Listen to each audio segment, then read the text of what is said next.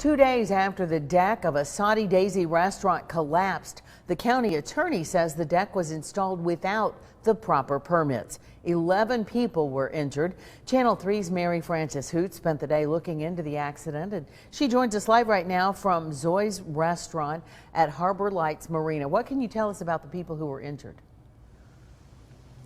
Well, Cindy, 2 people were transferred to the hospital with serious injuries. Some good news to report. A spokesperson for Erlanger says their condition is improving, so that is great news.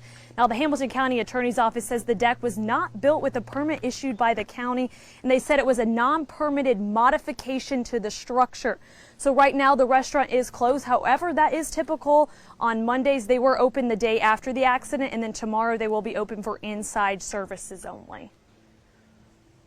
Around 4 o'clock Saturday afternoon, emergency crews responded to Zois Restaurant at Harbor Lights Marina.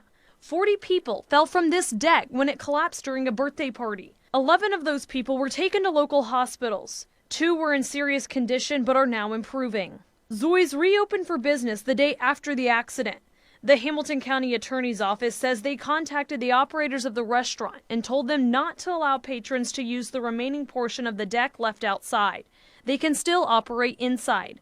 According to the county attorney, the deck was not a permitted modification to the building, so it's not clear to the attorney's office how it was built or when. Channel 3's calls to the restaurant's owner were not returned. We attempted to reach Daryl Jones, the owner of the building, to gather information about the decking. Our calls to Jones were also not returned. Robert Kravitz has no connection to Zois, but has been working with decks for more than 3 decades. Kravitz says weight can play a role in a deck falling, but most decks that collapse have a structural issue. The only reason for something to collapse or cave in is it wasn't fastened correctly and built correctly. Kravitz says it's important to note any change in condition and act quickly. Boards coming loose, splitting, rotting, and so forth like that.